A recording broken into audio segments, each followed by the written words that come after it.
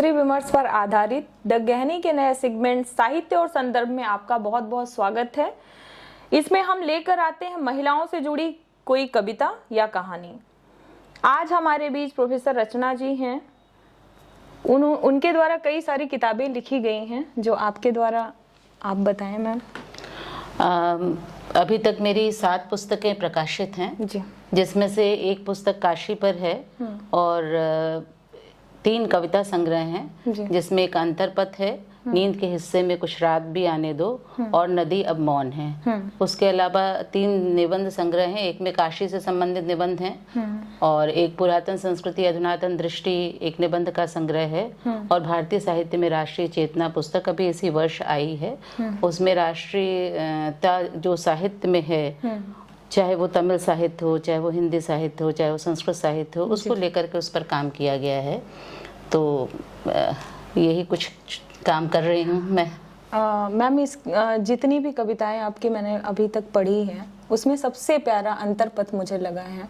तो मैं चाहूँगी कि हमारे दर्शकों को आपके द्वारा अंतरपथ से कोई कविता आप आज सुनाएं। अच्छा ठीक है शिल्पी, अगर तुमने अंतरपथ तुम्हें पसंद आया तो उससे एक रचना मैं आज रख रही हूँ जो कि स्त्री विमर्श और स्त्री के मन में चल रही जद्दोजहद जो परिवार को लेकर के उसके मन में चलती है और वो चाहती है हमेशा स्त्री जो है एक सृजन की भूमि होती है, तो चीज़ों को सजा के रखना चाहती है, व्यवस्थित रखना चाहती है और हर चीज़ को अच्छे से देखना चाहती है। तो इसी भाव भूमि पर एक कविता दे रही हूँ। इस रचना का शीर्षक है यत्न। टूटे घर में बैठी मैं जोड़ने का प्रयास करती हूँ टूटी दीवारों को।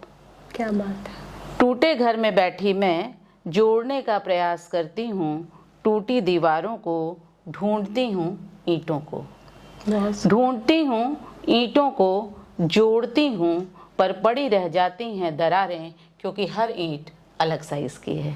क्या बात है। क्योंकि हर ईंट अलग साइज की है, दरारों में से झांकती आंखें आंकती हैं मुझको, ढूंढती हैं उस बिंदु को जिसका विस्तार कर सकें।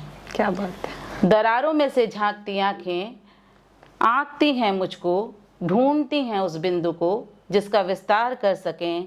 हवा का कोमल स्पर्श भी भयभीत कर देता है मुझे क्योंकि पुनः ढह जाती है कच्ची मिट्टी से जोड़ी गई दीवार। जिल्द रहित पुस्तक के पृष्ठों की तरह बिखर जाता है मेरा संसार, फिर भी बार बार प्रयास करती हूँ उसे जोड़ने का। फिर भी बार बार प्रयास करती हूँ उसे जोड़ने का कि कोई मेरे घर को खंडहर न कह सके, कि कोई मेरे घर को खंडहर न कह सके। बहुत सुंदर।